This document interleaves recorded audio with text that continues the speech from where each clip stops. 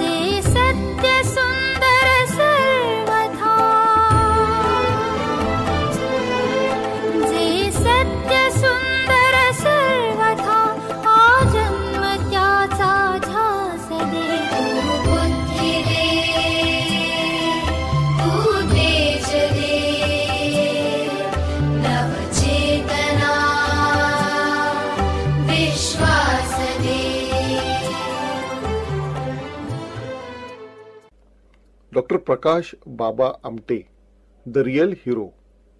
बाबा आमटे यांचे सुपुत्र डॉक्टर प्रकाश आमटे आणि डॉक्टर मंदाकिनी आमटे यांच्या 40 वर्षांच्या सहजीवनावरील रोजच्या आयुष्यावरचा बायोपिक प्रकारातला हा चित्रपट. अशा प्रकारचे चित्रपट रुटीन प्रेम कथा, उडती गाणी, विशेषतः आयटम सॉन्ग नसणारे असल्याने सहसा रटाळ होतात. पण या दोघांचेही आयुष्य हे आपल्या रोजच्या रहाट गाडग्याच्या जगण्यापलीकडचे असल्याने हा चित्रपट प्रेक्षकाला एका वेगळ्याच उंचीवर घेऊन जातो.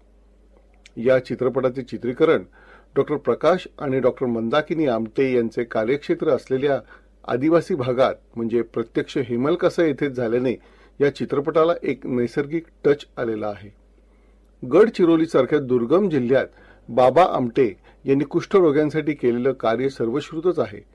त्यांचाच वारसा पुढे चालवणाऱ्या डॉक्टर प्रकाश आमटे यांनी हेमलकसा या दुर्गम ठिकाणी आदिवासींसाठी केलेल्या कार्याची ओळखही सर्वांना आहे. त्यांच्याच जीवनावर आणि त्यांच्या कार्यावर हा चित्रपट तयार केलेला आहे. नाना पाटेकर आणि सोनाली कुलकर्णी यांचा कसदार अभिनय आणि डॉक्टर प्रकाश आणि डॉक्टर मंदाकिनी आमटे यांचं प्रेरणादायी कार्य याची उत्तम सांगड असलेला हा चित्रपट. मला आई व्हायचंय या गेल्याच वर्षी सिडनीमध्ये आपण पाहिलेल्या आणि आपल्या पहिल्या वेळेल्या चित्रपटाच्या राष्ट्रीय पुरस्कार विजेत्या दिग्दर्शिका ॲडव्होकेट समृद्धी पोरे यांनी या चित्रपटाची निर्मिती तसेच कथा, पटकथा आणि दिग्दर्शन केलेलं आहे. आज आपण ऐकणार आहोत या चित्रपटाच्या निमित्ताने त्यांच्याशी झालेल्या संभाषणाचा काही भाग.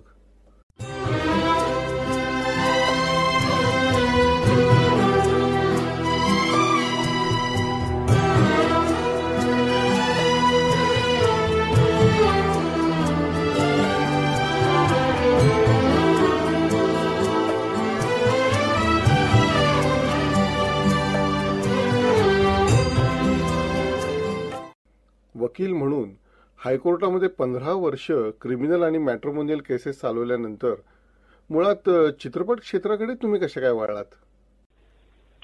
खूप छान प्रश्न विचारला तुम्ही. खरं सांगायचं तर मी फिल्म मेकर म्हणून सुरुवातीला शिकले नव्हते.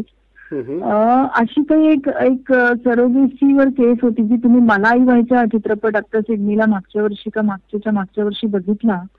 तर ती माझी स्वतःची केस होती हायकोर्टाला आलेली.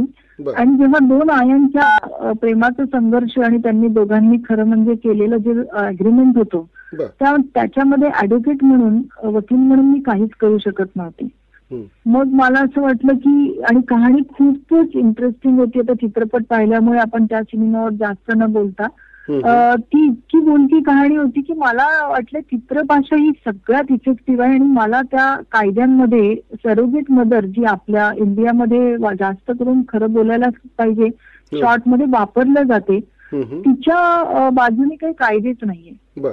मग मला असं वाटलं की नाही हे बोललं पाहिजे. आणि त्याच्या आधी मी बऱ्याचशा गोष्टी लिहिल्या होत्या, लिखाण माझं चालू होतं. सो त्यावेळेला मी म्हणजे 15-16 वर्ष झाले मला मॅट्रिमोनल आणि क्रिमिनल साईडला मी काम करत होते, म्हणजे फॅमिली कोड आणि अशा केसेस पण. तर मी स्वतःला एनरोल केलं फिल्म मेकिंग मध्ये, फिल्म मेकिंग शिकून घेतलं. आणि त्याच्यानंतर तो माझा पहिला चित्रपट आहे सरोगेट मदरवरचा. पण इतका तो सुंदर झाला, मला माहिती नव्हतं कधी, मला वाटलं पण नाही स्वप्नामध्ये. मी फक्त लोकांजवळ एक्सप्रेस होण्यासाठी तो सिनेमा बनवला होता. आणि त्या चित्रपटाने मिरॅकल केलं. 2 नॅशनल अवॉर्ड आणि 37 इंटरनॅशनल अवॉर्ड मला मिळाले. मी अख्खं जग फिरून आले, म्हणजे चित्रपट रादर फिरून आला.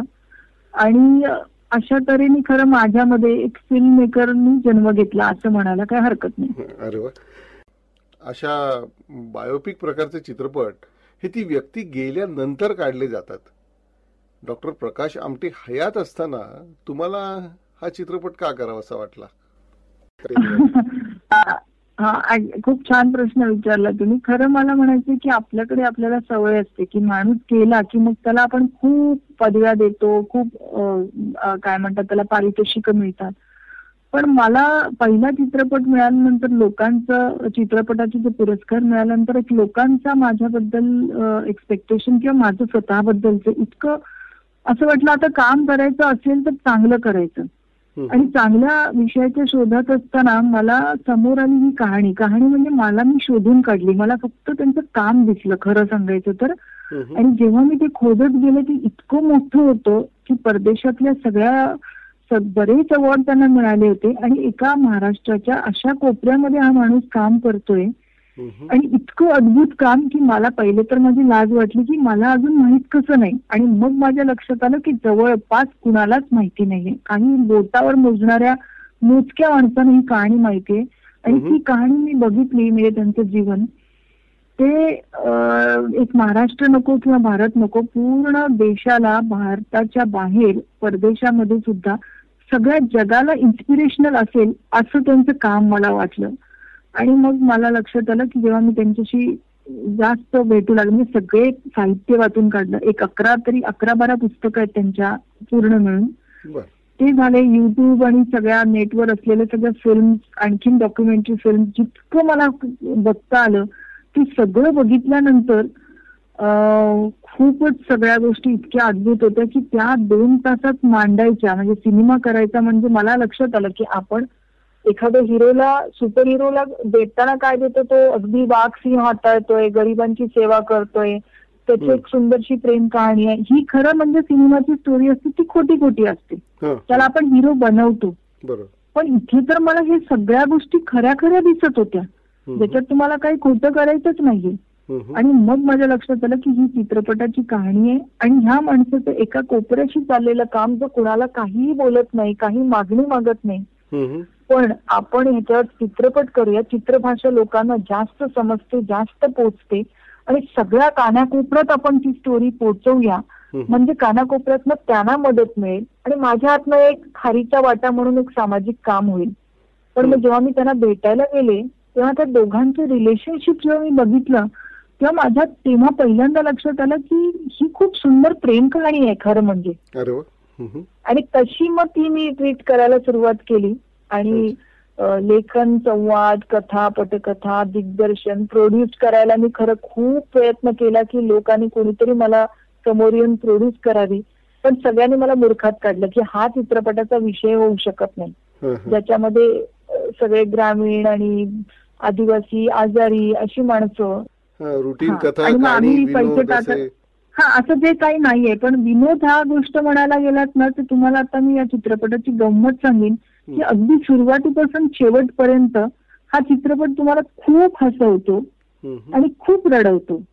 खूप म्हणजे अगदी घळाघळा नाही, पण डोळ्याच्या कडा तुमच्या ओल्या झालेल्या असतात आणि बाहेर पडता तेव्हा तुम्ही स्वतःशी बोलायला लागता की बापरे, मीच्या पलीकडे काहीतरी जग आहे हे आपण विसरलोच का काय.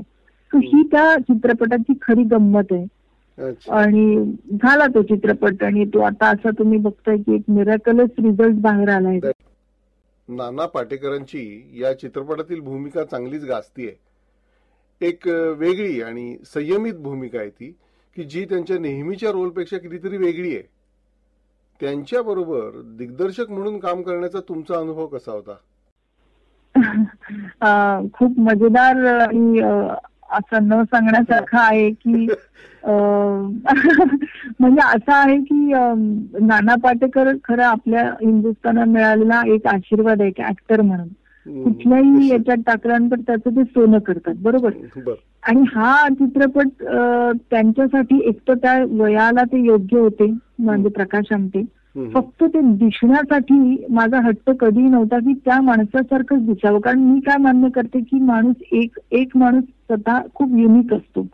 त्याच्यासारखं एक्झॅक्टली तुम्ही बनवायला गेला तर ते हसं होतं, म्हणजे मेकअपनी किंवा काय. सो आम्हाला तो त्यांच्यासारखा वागणारा आणि ती चित्रपटाची कहाणी लोकांपर्यंत पोहोचवणारे दोन कॅरेक्टर म्हणून मंदाकिनी आमटे सारखी सोनाली आणि प्रकाश आमटे सारखे नाना, असं म्हणून मी ती निवड केली. आणि खरं मला काय म्हणायचं की चित्रपटाची जी पटकथा आहे, मी म्हणजे नाना पाटेकरांना बाबा आमटेंचं काम विचारायला गेले होते. खरं माझ्या डोक्यामध्ये ते बाबा आमटे म्हणून होते. पण जेव्हा आम्ही पूर्ण स्क्रिप्ट वाचली आणि त्याची शेवटची ओळ अगदी संपल्याबरोबर नाना स्वतः मला म्हणाले की मी करीन तर प्रकाश करीन ह्याच्यामध्ये.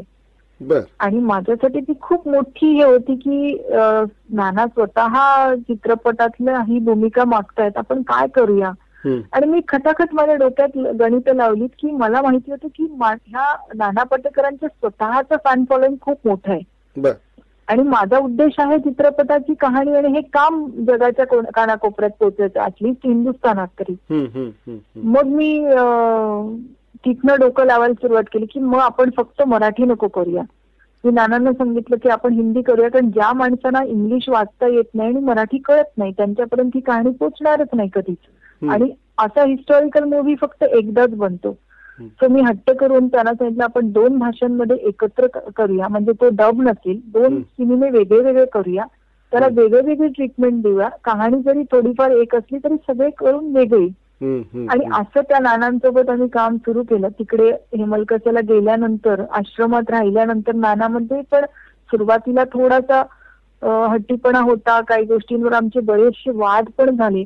पण मी नानांना कधी उलट उत्तर दिलं नाही. त्यांना हळूहळू त्या गोष्टी पटल्या, कारण स्क्रिप्ट त्यांना खूप आवडलं होतं आणि तो रोल त्यांना जगतच होते ते, कारण त्यांच्यामध्ये प्रकाश आमटे असा आपोआपच झिरपला गेला होता, कारण खूप जुन्या त्यांच्या लहानपणापासून म्हणजे बाबा आमटेंचा तिसरा मुलगा म्हणूनच ते मोठे झाले. त्याच्यामुळे खूप मजा आली. म्हणजे अगदी भांडणं झाली, खूपशा गोष्टींवर वाद झाले, पण ते सगळ्या गोष्टी तो सिनेमा चांगला होण्यासाठी होते.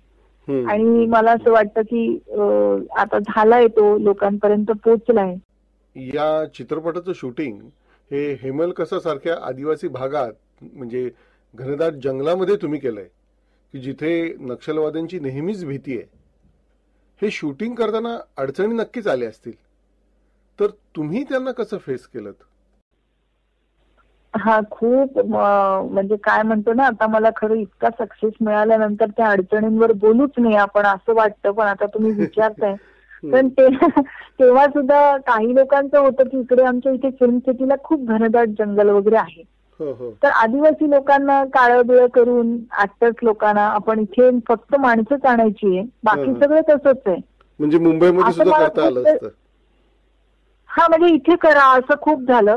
पण आणि तिथे जाऊन सुद्धा आम्हाला आर्ट डायरेक्टरला हे करायचंच होतं, कारण पहिला आश्रम म्हणजे बाबा आमटेंनी जेव्हा पहिली झोपडी बांधली त्याच्यानंतर थोडासा आश्रम वाढू लागला, मग लोकबिरादरी प्रकल्प आला. हे सगळी डेव्हलपमेंट आता तू पूर्णपणे डेव्हलप झालेल्या आश्रमाला आम्ही काहीच करू शकत नव्हतो. त्याच्यासाठी आम्हाला तिथे जाऊन बांधणी करायचीच होती. मग सगळ्यांनी म्हणलं की इथे स्वस्तात पण होईल, इथे का नाही. तर माझा हट्ट होता की हेमलकसा ही जी जागा मी स्वतः जाऊन बघितली तेव्हा त्याच्या जितकी वेळा मी गेले ना, म्हणजे पहिल्यांदा गेले तेव्हा 27 ट्रिब्युटरीज मला क्रॉस करायला लागल्या. अगदी छोट्या छोट्या नद्या म्हणून आपण त्याला पूर्ण वाहत आलेल्या अशा जवळपास एवढ्या क्रॉस करायला लागल्या. तर तेव्हा त्या सृष्टी सौंदर्याला बघून ना हेमलकसा एक कॅरेक्टर आहे माझ्या फिल्म मध्ये. ते बोलतं, त्याचे रंग बदलतात, त्याच्यातल्या नद्या वेगळ्या वेगळ्या आहेत. तर तिथलं जे कॅरेक्टर, तिथली जी, आणि सगळ्यात महत्वाचं जी ओरिजिनल तिकडचे आदिवासी मी सिनेमामध्ये घेतले, त्यांना भाषा येत नव्हती आम्हाला. ती माणसं इतकी बोलक्या डोळ्याची, इतकी इनोसंट आहेत की ती इनोसन्सी मला जगात कुठल्याही पृथ्वीवर सापडणार नाही असं मला वाटतंय. तर त्या चित्रपटाची खरी ताकद म्हणजे जेवढी नानांची ऍक्टिंग किंवा सोनालीने त्याच्यात जीव ओतलाय आणि प्रकाश आमटे आणि मंदाकिनी आमटेंच्या कामाचा त्याला एक स्पर्श म्हणायला पाहिजे आपण. तर ते त्याच्या बरोबरी तिथले ज्या आदिवासी आहेत सिनेमामध्ये ती खरी गंमत आहे. आणि हेमलकसा ज्याच्यामध्ये 3 नद्यांचा संगम त्या ठिकाणी आहे. आणि नक्षलवादी वगैरे म्हणाल तर मला असं वाटतं की त्या माणसांच्या घरामध्ये ती कोण माणसं ती आमच्या आजूबाजूला फिरत होती असं कळत होतं. पण मी खरं सांगू का, मला त्या दृष्टीने कधी त्रास झाला नाही. कारण एकच होतं की ती माणसं त्यांना प्रकाश आमटेंना देव मानतात. आता आमच्या कानावर यायचं की इकडे चकमक झाली, 4 पोलीस गेले किंवा 2 नक्षलवादी मारले गेले असं अगदी तिथे कळतच यायचं. पण कोण काय, आपल्या शूटिंगला पण ती माणसं येतात, उभी राहतात, हे सगळं कितीदा माझं इंटरॅक्शन पण झालंय. पण माझा वाईट अनुभव नाही आला कधीच. आणि आश्रमात आम्ही राहत होतो तर ते तिथल्या म्हणजे प्रकाश आमटे एवढ्या वर्षापासून तिथे काम करतायत. तो मला असं वाटतं की त्यांच्या म्हणजे काही लोकांनी म्हटलं की तुम्ही नक्षलवाद्यांना कधीतरी ट्रीट केलंय वगैरे, पण त्यांचं उत्तर खूप छान असतं त्याच्यामध्ये की मी फक्त समोरचा पेशंट बघतो, तो कुठल्या जातीचा, किती श्रीमंत गरीब हे माझ्यासाठी महत्वाचं नाहीये. तर मला असं वाटतं की इतकं निरपेक्ष काम त्यांनी केलं आणि आम्ही प्रयत्न केला. बाकी राहिलं सृष्टी आणि आपलं काय म्हणतात त्याला निसर्गाची साथ, तर तिथे त्या लोकांमध्ये, त्या जंगलातल्या प्राण्यांमध्ये आम्ही जाऊन कडमडत होतो. खरं आम्ही काम करत होतो. ती त्यांची जागा होती. सो पाय उचलला तिकडे साप, विंचू, 4-4:30 वाजता काळोख पडायचा. म्हणजे उजेड जो लागतो चित्रपटाला, तर ह्या सगळ्या गोष्टींचे चॅलेंजेस होते. पण मला असं वाटतं त्या चॅलेंजेस पार करत करत आम्ही सगळ्या टीमनी एकत्र येऊन जे काम केलं ना, ते एक वेगळंच सौंदर्य दिसते. ते तुम्हाला कुठेच मिळणार नाही, कुठल्याच सिनेमात बघायला मिळणार नाही. सत्य सुंदर सर्वथा, जे सत्य सुंदर सर्वथा, हा जन्म त्याचा ध्यास दे. तू बुद्धी दे, तू तेज दे, नवचेतना विश्वास दे.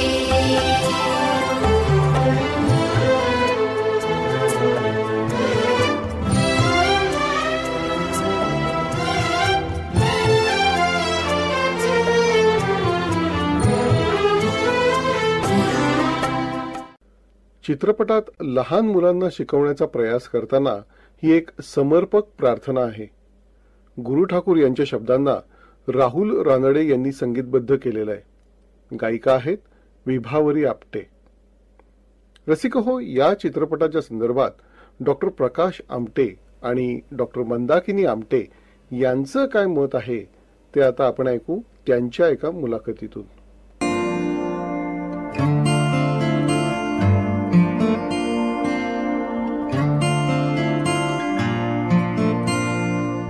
चित्रपटाची अपेक्षा नव्हती, पण फायनली तुमच्या जवळचा एक मित्र तुमच्या आयुष्यावर चित्रपट बनवतोय आणि त्याच्यामध्ये तो लीड आहे, हा सगळा अनुभव कसा आहे? सगळ्यात पहिले तर समृद्धीचं कौतुक केलं पाहिजे की तिला वाटलं यांच्या आयुष्यावर सिनेमा काढावा, की जसं अतिशय साधंसुद्धा आयुष्य जगलो आम्ही आमच्या पद्धतीने आदिवासींचा विकास कसा व्हावा हे ठरवलं आणि विसरून गेलो होतो. कारण रोज नवीन नवीन समस्याचा त्याच्यावर निवारण करायचं आम्हाला चॅलेंजिंग होतं जॉब. पूर्वीच्या आयुष्यात काय घडलं याचा विचार करायचा आम्हाला कारण नव्हतं. पण मग माझं आत्मचरित्र माझ्याकडून लिहून घेतलं गेलं, प्रकाश वाटा नावाचं. मग ते खूप लोकांपर्यंत पोहोचलं. संघर्ष काय असतो आयुष्यामध्ये, जगण्याचा संघर्ष कसा असतो, अगदी साध्या भाषेमध्ये छोटंसं पुस्तक आहे. त्याच्यातून वाचून काही फिल्म झाल्या, डॉक्युमेंटरीज होत्या, ते बघून समृद्धीला हे वाटलं. आणि मग तिने ती चित्रपटाची परवानगी मागितली. आणि जशी परवानगी दिली आम्ही, म्हणजे मला काही ते गंमतच वाटली अर्धी कारण, पण तरी पण तिने जेव्हा परवानगी दिली तेव्हा मग तिने शोध घेतला त्यासाठी कोण योग्य नट असतील.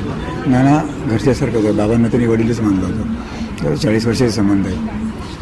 काय सगळं त्यांनी बाबांचा स्वभाव, माझा स्वभाव, विकासचा स्वभाव असं आत्मसातच केला होता.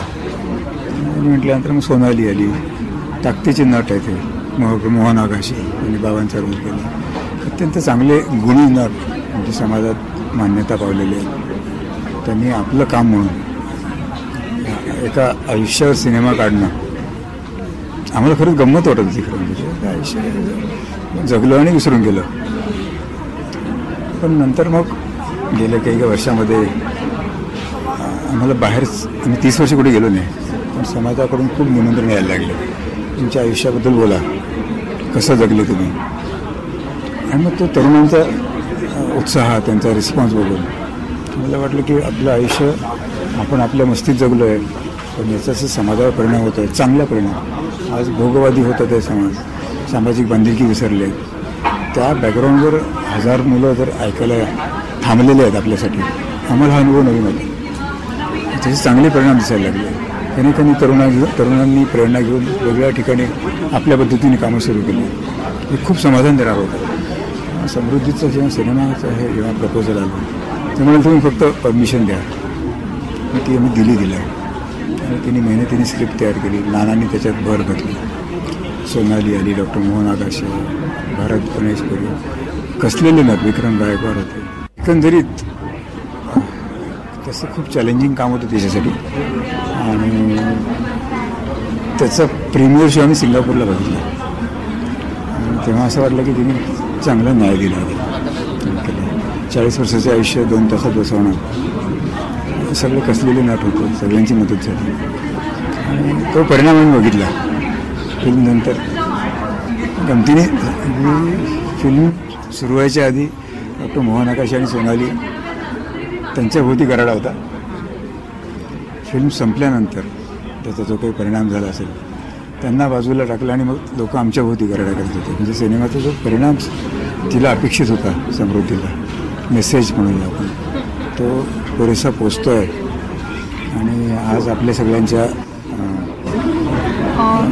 जसं दादाने सांगितलं की 40 वर्षाचं आयुष्य 2 तासात, म्हणजे तुम्ही जगलात आणि विसरून गेलात आणि पुन्हा एकदा ते पाहिलं, तेव्हा काय वाटलं? पुन्हा प्रत्ययाचा आनंद त्यात आम्ही घेतला. कारण आपलं आयुष्य असं कधी आपल्याला पुन्हा पडद्यावर असं पाहायला मिळेल अशी अपेक्षा नव्हती. आणि हे पुन्हा प्रत्यय घेताना सगळ्या जुन्या गोष्टी आठवल्या आणि मन भावूक झालं. खरं सांगायचं म्हणजे की हे आपण आयुष्य जगलो ते परत लोकांपर्यंत पोचतं आहे. आणि याचा जर लोकांवर चांगला परिणाम झाला तर आपल्या देशाची उन्नतीच होईल असं वाटलं. आणि त्यामुळे एक प्रकार समाधान वाटलं. आणि सोनाली आणि नानांनी या दोन्ही भूमिकांना अत्यंत मनपूर्वक न्याय दिला, समरसून भूमिका केल्या आणि आमचं आयुष्य लोकांसमोर उभं केलं. त्याबद्दल त्यांचे देखील आभार मानायला थोडेच आहे. आणि समृद्धीने हे जे काय धाडस केलं की एका साध्या सामान्य जीवनावर, ज्यात काही ग्लॅमर नाही किंवा असं करमणुकीचं काही हे नाही, अशा जीवनावरती तिने चित्रपट काढायचं जे मोठं साहस केलं आहे, त्याबद्दल तिला हँड्सअप. खरं म्हणजे तिच्यासाठी सगळ्यांनी हे करायला हवं, तिचं कौतुक करायला हवं त्यासाठी. आणि तिच्या या साहसाला दाद द्यायला पाहिजे असं वाटतं. आणि यातून तिला जो काय मेसेज पोचवायचा आहे लोकांपर्यंत आमच्या जीवनाचा, तो पूर्ण होईल अशी अपेक्षा करतो आहे. आणि याचा जर लोकांवरती थोडा जरी परिणाम झाला आणि आमच्या साध्यासुध्या आयुष्याचं जर लोकांना हे साध्या आयुष्याबद्दल लोकांना जर आस्था वाटली तर ते आपल्या गरजा कमी करतील. आपल्या नीड्स जर त्यांनी कमी केल्या तर जी ही मोठी दरी जी आपल्या देशामध्ये आहे, एका बाजूला होय रे आणि एका बाजूला नाही रे, तर ती कमी व्हायला नक्की मदत होईल. या सिनेमाचा तेवढा जरी परिणाम झाला तरी आम्हाला आनंद आहे. Thank you so much.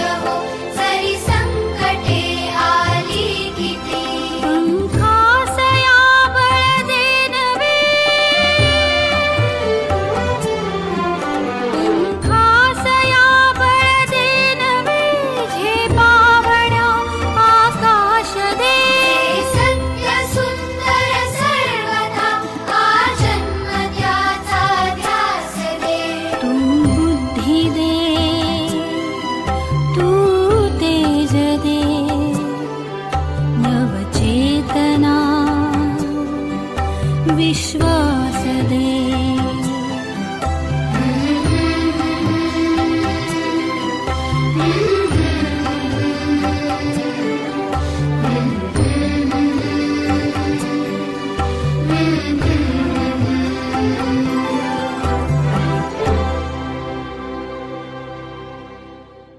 सध्या महाराष्ट्रात इतर बॉलिवूड बिग बजेट चित्रपटांच्या जोडीनं हा चित्रपट चौथ्या आठवड्यातही जोरात चालू आहे. विशेषतः अवॉर्ड्स घेऊनही हा चित्रपट चालू आहे. जनरली म्हणजे असे अवॉर्ड ज्यांना मिळतात ते चित्रपट चालत नाहीत. तर याचं कारण काय असावं आणि चित्रपट पाहिल्यानंतर प्रेक्षकांच्या काय प्रतिक्रिया आल्यात तुमच्याकडे? मला तर ऐकून पण इतका आनंद वाटतोय की खरंच झालंय, म्हणजे जादूच आहे ही एक प्रकारची, की मला वाटतं की एक असा एक सॅच्युरेशन पॉइंट येतो बघा माणसांचा, की आता चोरी हिरा चोरलाय आणि मग ते डान्स कॉम्पिटिशन, मग हिरोईनला असे कपडे घालून अशी स्वप्नवत गाणी वगैरे, हे सगळं बघून बघून लोक कंटाळले. म्हणजे मला खरं हा चित्रपट करताना मी जसं पहिलं म्हणाली तशी सगळ्यांनी म्हटलं हा चित्रपट काय आहे, डॉक्युमेंटरी होणार, केवढे पैसे घालणार त्याच्यात मी कमी पडले म्हणून बँकेतनं कर्ज वगैरे काढून असा सिनेमा करायचा, म्हणजे मला खरंच सगळ्यांनी मूर्ख म्हटलं. पण आता चौथा आठवडा आणि सगळ्या बॉलिवूडच्या मोठ्या मोठ्या करोडोच्या त्या चित्रपटांची टक्कर देऊन त्यांचा सिनेमा थिएटर मधून खाली उतरून हा चढतोय. आणि म्हणजे कुठेही पब्लिसिटीसाठी आम्ही पैसा खर्च करायला आमच्याकडे पैसाच नव्हता, पण फक्त एकमेकांना लोक सांगतात. कारण तुम्ही जर चित्रपट बघितला तर तो माणूस निश्चितच त्याच्या ओळखीच्या जेवढ्या माणसांना सांगतोय आणि ती माणसं बघतात, मग ती माणसं दुसऱ्या, अशी जी चेन चालली आहे आणि त्याच्यामुळे हा चित्रपट चालतोय. तर याचं कारण तुम्ही विचारलात ना, तर मला असं वाटते की एक इतकं सत्य, ट्रान्सपरंट सत्य, की तुमच्या डोळ्याच्या समोर अशी सत्य कथा ज्याच्यामधनं म्हणजे एक तर आज तुम्ही सगळं कुटुंब एकत्र बसून चित्रपट बघण्यासारखा चित्रपटच होत नाही. इतकं अश्लीलता असते की तुम्ही एकत्र कुटुंबासाठी म्हणजे सिनेमा बनतो का, त्याला सेन्सर सर्टिफिकेट मिळतं, तो अडल्ट सर्टिफिकेट नसतो, पण तरी सुद्धा तुम्ही साधा तुमचा टेलिव्हिजन लावून सुद्धा तुम्ही एकत्र बसून बघू शकत नाही. कुठेतरी लाज वाटण्याची वेळ येते. अशा काय ऍडव्हर्टाईज लागतात आणि अशा. पण हा चित्रपट लहान मोठा गरीब श्रीमंत प्रत्येक जण पलीकडे जाऊन चित्रपट आहे, त्याच्या पलीकडे गेलाय आणि तुम्ही काहीतरी घेऊन येता त्याच्यामधनं. म्हणजे लहान मुलांनी बघितलं तर तो घरी येऊन 10 प्रश्न नक्की विचारणार पॅरेंटला की हे असं तर मग हे असं कसं आणि मला हे करायचंय.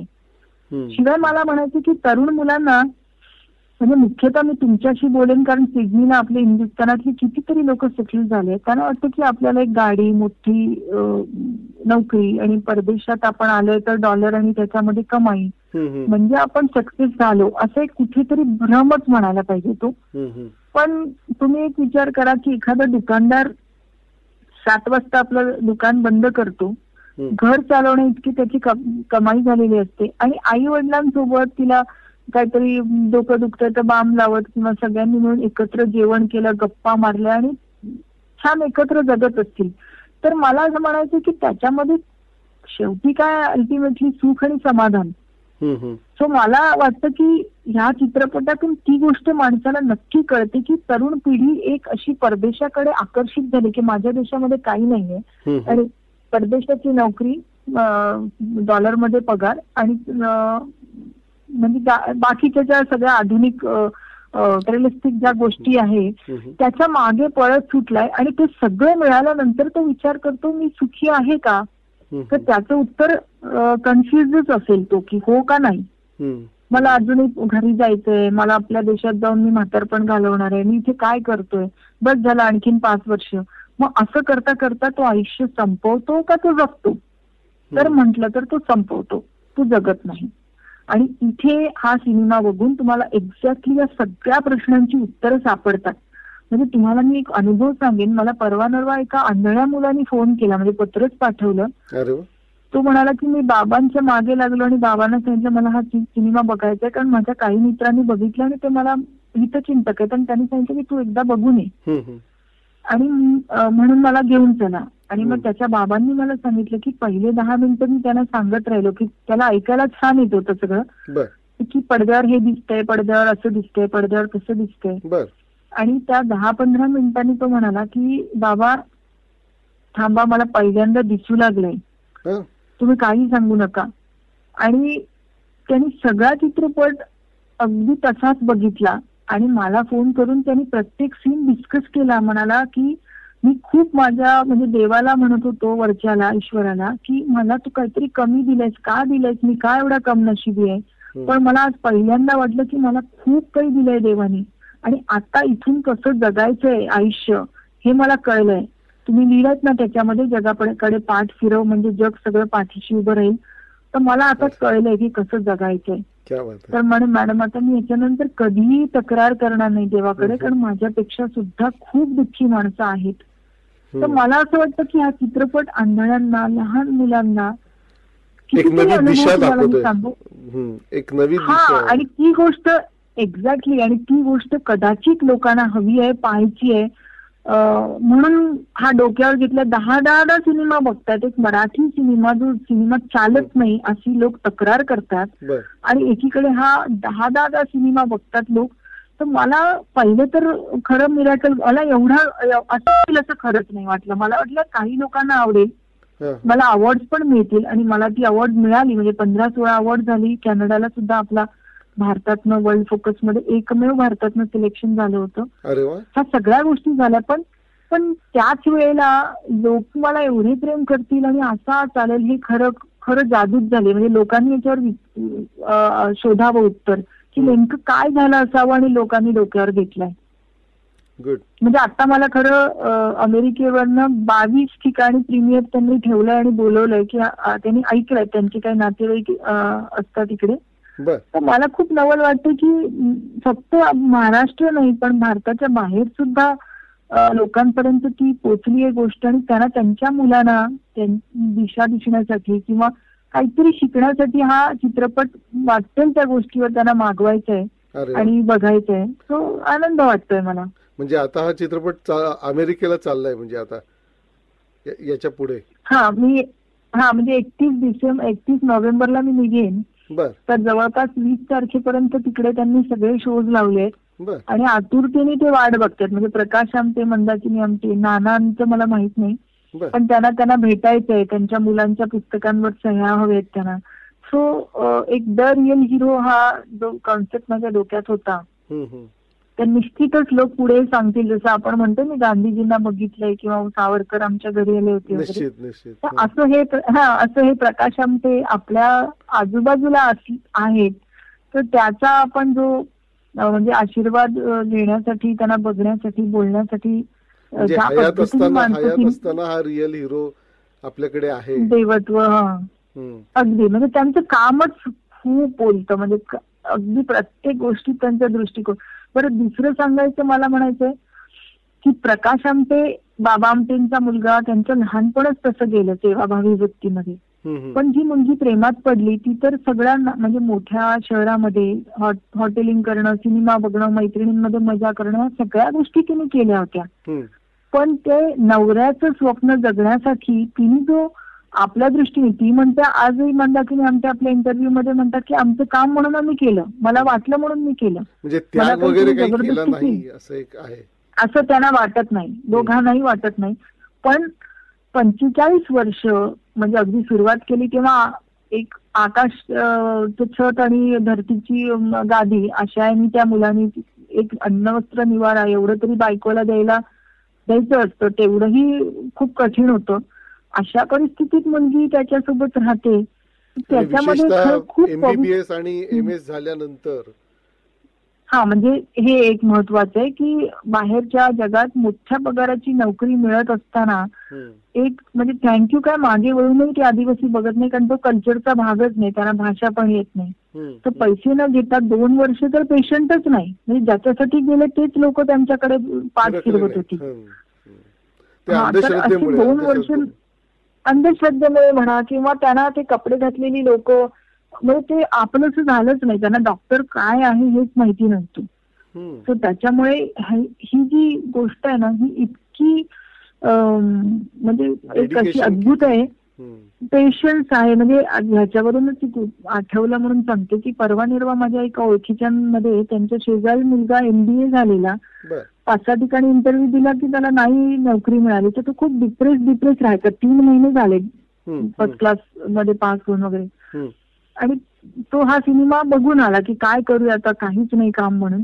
आणि तिकडून आल्यानंतर कमालीचा कॉन्फिडन्स त्याच्यामध्ये, हॅपी, आणि म्हणाला की 2 वर्ष जर पेशंटची वाट बघत ते लोक बघू शकतात, पेशंट एवढा असू शकतो, तर मला 3 महिन्यात नोकरी न लागता मी का म्हणून असं तोंड लटकवून बसलोय.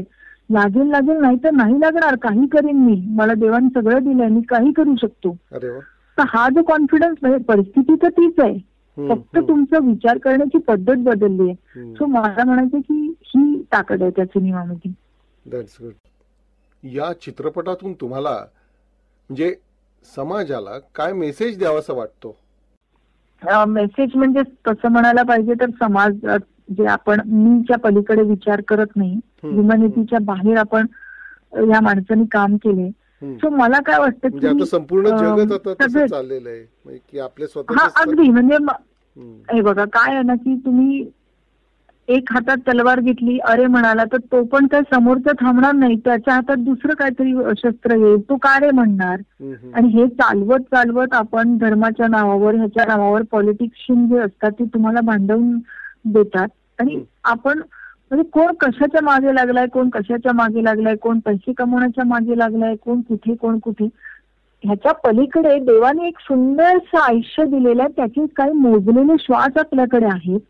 का म्हणून असं घालवायचं, सुंदर जगणं कसं असतं आणि जगवणं कसं असतं हे ह्याच्यात बघा. ही खूप सुंदर सत्य आहे जे लोक विसरतात, ती एक गोष्टीचा मेसेज आहे. आणि दुसरा मला सारखं म्हणायचंय की हा चित्रपट खरंच मासेस पर्यंत, म्हणजे ज्यांची ऐपत नाहीये त्या माणसाला सुद्धा आता मी मुलांना सांगितलं तर आता असं झालंय की समृद्धीने सांगितलं आणि मुलं वागायला लागतात की आमिर खान, सलमान खान यांच्या काही सवयी असतात किंवा काही कडे घालणं किंवा असं अनुकरण ती झोपडपट्टीतली मुलं करत असतात की नाही. मग असा जर सिनेमा त्यांच्यापर्यंत पोहोचला आणि त्या मुलांमध्ये अशी जर कॉन्फिडन्स आला की आदिवासीचा एक मुलगा ज्याला भाषा पण येत नव्हती तो मुलगा MS डॉक्टर होऊ शकतो, परदेशात जाऊन तिथे प्रॅक्टिस करू शकतो, तर मी का नाही करू शकत. हा जर कॉन्फिडन्स 50 मधल्या 2 मुलांना जरी आला तर मला असं वाटतं उद्याचा भारत म्हणजे ही मुलं आहेत आणि त्यांची सक्षम विचारशक्ती की तुम्ही तुमच्या डोक्याने विचार करा. खरंच काही नाहीये फरक माणसामध्ये. माणूस हा एकच आहे, त्याला आणि मला एकसारखं मन आहे, एकसारखं जीवन आहे. तू पण सुंदर जग, मी पण जगतो. आणि जर गरजू असेल, ज्याच्याजवळ काही गोष्टीची कमी असेल तर ती मी माझ्याकडनं देऊन पूर्ण कशी करू शकेन, हेच खरं सत्य आहे. तर मला असं वाटतं हा माझ्या चित्रपटातनं एकदम ट्रान्सपरंट ब्लॅक अँड व्हाईट असं अंतिम असं सुंदरचं सत्य आहे आणि तोच माझा मेसेज आहे. या चित्रपटाबद्दल इतकं बोललं गेलंय, लिहिलं गेलंय मीडियामध्ये आणि आता तुमच्याशी झालेला हा संवाद ऐकून मीच नाही तर सिडनीच्या श्रोत्यांनाही या चित्रपटाविषयीची उत्सुकता आता निश्चितच वाढली असेल. इतकं ऐकलं तुम्ही एक तर आजच्या इंटरव्ह्यू मध्ये किंवा बाकी तुमचे काही भारतामध्ये महाराष्ट्रामध्ये असलेले नातेवाईकांनी पण बऱ्याचशा गोष्टी सांगितल्या असतील किंवा नेटवर तुम्ही वाचलेलं आहे. तर मला म्हणायचं की हिंदी सिनेमा पण जो माझा बनला आहे तो आम्ही जवळपास वर्ल्ड रिलीज करण्याचं चाललंय, म्हणजे भारत आणि भारताबाहेर पण करूया. पण तरी सुद्धा मला असं वाटतं की ऑस्ट्रेलियाला वगैरे होईल का नाही याचा अंदाज मला आता नाहीये.